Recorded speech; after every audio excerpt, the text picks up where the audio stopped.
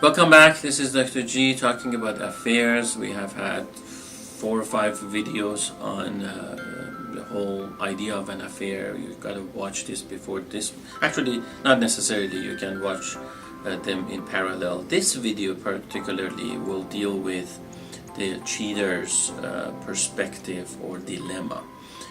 So the person who has initiated an affair outside of a main relationship, and this is important too, because a lot of times what we do, we minimize the pain and this, not just discomfort, but the state of being lost and helpless and hopeless and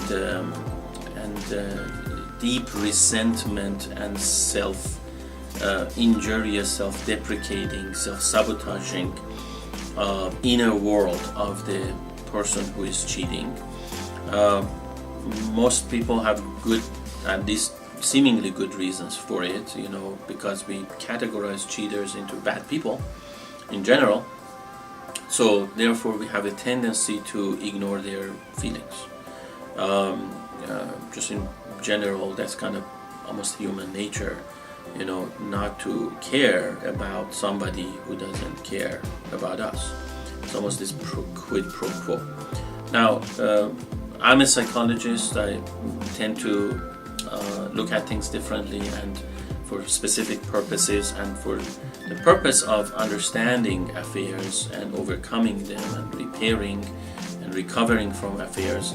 I think it is very important to for at least this video for a moment, for one time, to really also look at what is going on in the person who is cheating. And if you are watching this and you kind of fit within this category, you have gone out of the relationship and now you're kind of stuck and you don't know what to do with the situation, this video is for you. So it is one thing. A lot of times that's what I hear from clients that come to my practice who have been cheating on their partners, have had affairs, and they open up about their deep wound and pain and struggle that they go through. And ultimately, this is what we come to, and it's how I help them, and I want to share that with you to see if that's helpful for you. So ultimately, they struggle with this they're kind of torn between almost this sense of obligation and responsibility and love and caring for one partner, but also this feeling of resentment and emptiness within that they, one way or another, link to the deficiency of their partners within their relationship. So and when they're torn more or less between being a responsible partner and gratifying the need of their main relationship versus also themselves being gratified and satisfied and happy in the relationship, that state of being torn really is quite traumatic for them and troubling to a point that it's untenable, and they have to literally just kind of resolve that situation by either completely calling off the main relationship, which throws them into another kind of a spiral of emotions about again, shame, guilt, responsibilities, regrets, all kinds of overburdening feelings. Or they would have to, instead of calling this relationship off because they can't really deal with this all those responsibilities or all those intense emotional reactions, or they kind of balance it off by also attending to their own needs. Now, I'm not always talking about sexual needs. Affairs can come for multiple different reasons. Many times it could be just, a person literally not feeling empowered or liberated, or as an individual in the main relationship. So what happens is they, in order to gain some semblance of some kind of a feeling of they matter too, they're not being controlled all the time, their opinions are valuable and appreciated, then they seek this other relationship, which starts mostly platonic, more friendly, based on friendship, based on simply two people just kind of understanding one another, and certainly it can evolve into a much more romantic, much more sexual, sensual, closer type of a bond, and then it is a full-blown relationship and affair. So a lot of times you get that, and if you are part of that category where you have felt like torn between these two demands, again, gratifying your own needs as a human being versus mainly gratifying your partner's need and what they want in the relationship, then that's one type of composition that we have that usually leads to affair. So here what I would suggest is that ultimately what is happening here is literally a lack of, I would say, assertiveness and emotional expression and expressiveness. Meaning,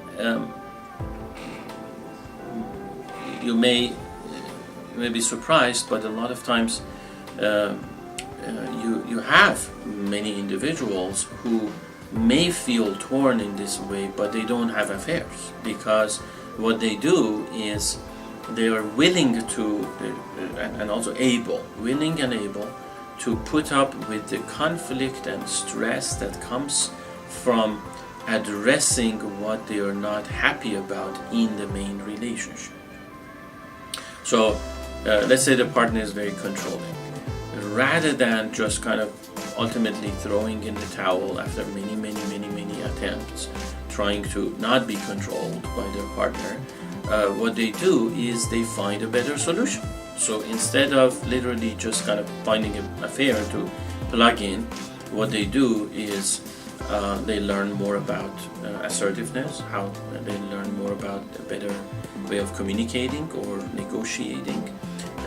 They get third parties involved and hopefully correctly done, not family members, and because that triangulates even other people who are not professionals, but third parties meaning professional parties, like a therapist, a counselor, maybe even an attorney, maybe some kind of an arbiter, if you will, and again, who focuses on helping couples, even for instance religious leaders at times in a community can be helpful, who have a better understanding of relationship strife. So they self-educate, they read up books, they go to workshops, they take their partner to some kind of a retreat to both learn about how to deal with each other in a better fashion and come to terms with each other's differences, things like that.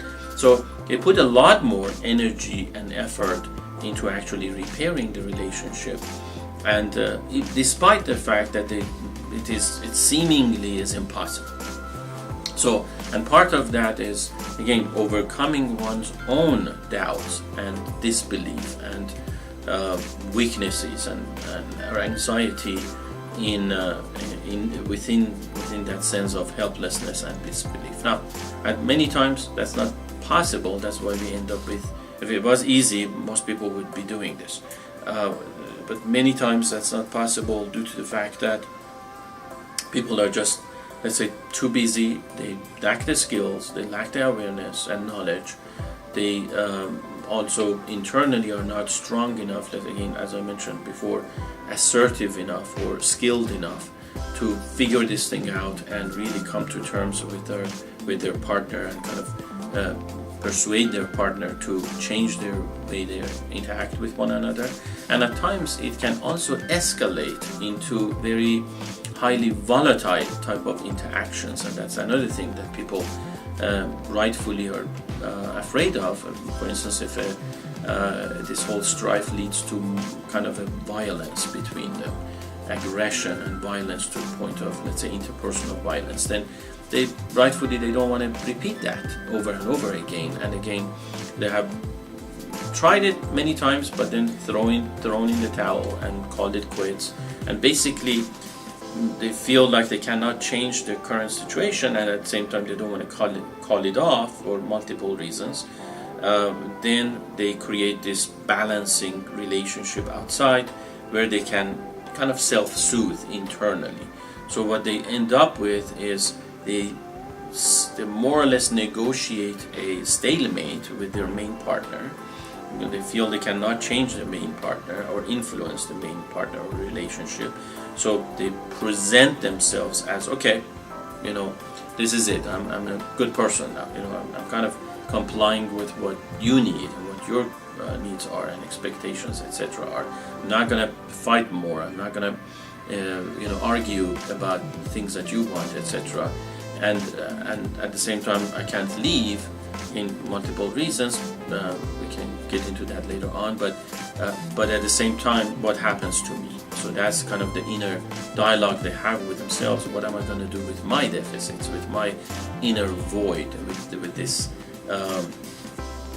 kind of dark, troubling emptiness within myself that is eating me alive, within, because I don't feel happy as a human being. My existence doesn't make any sense or meaning anymore. I can't be, I don't see any purpose anymore. Can't be just myself and kind of relax and be happy and call this life a worthwhile life, or a life worth living and appreciating. So in order to answer that type of emptiness, they kind of seek certain venues to gratify whatever needs they may have. And it could be as simple as just somebody to listen to it, because they don't feel that at home. With the main partner relationship, they don't feel that they're being listened to or heard or valued. So they may just serendipitously find somebody who is interested, shows some curiosity, and then just connect with that person, and then feel some kind of a relief, because then they don't feel that emptiness inside. They feel a little bit supported, they feel even stronger, and in fact that sometimes even has this not reciprocal, but I think counterbalancing side effect, where they become even much happier and more balanced in their main relationship. Like they become less sensitive to what they used to hate in the past, or dislike in the past. So it's almost like a paradoxical effect, which again, that's an interesting part too, that reinforces their belief that they have done the right thing by having this affair, because then they kind of feel like they are providing enough stability in their main relationship for their main partner to also be happy. So it becomes almost a very paradoxical, very kind of mind-blowing type of a solution that literally just mostly actually satisfies, gratifies this person who has an affair to deal with this imbalance in their life. But it's not a long-term sustainable solution. It's only short-term. It works for a few, let's say, maybe days, months, a few years. But over time, what happens is after everything has settled, then people enter into more of a new stage of life. Life changes, people change, life stages change. So after, let's say, 5-10 years of this, what happens is that there's going to be life-changing events taking place in the lives of these three parties. The main relationship with the person who has an affair, and then the relationship outside. People are going to change their expectations. They're going to be wondering about what's really going on the long term. Okay, this was good as long as it lasted, because it provided that kind of security blanket, more or less, the scaffolding for each person to deal with their anxieties for a while. But now their expectations are changing. They have other needs, they have other goals, and then they start thinking about, well, what does it mean? Where are we at? What's going on? Usually it starts with the person outside of the main relationship, because they are more or less the third wheel, and they have been there waiting, considering that, oh, okay, things may change for the better, where this person who has an affair, is going to be done with the main relationship at one point, and then this other relationship actually would evolve into the main relationship. That's one scenario. Another scenario is when this other person has no clue that they are being the person who this person has an affair with. So they're the third party.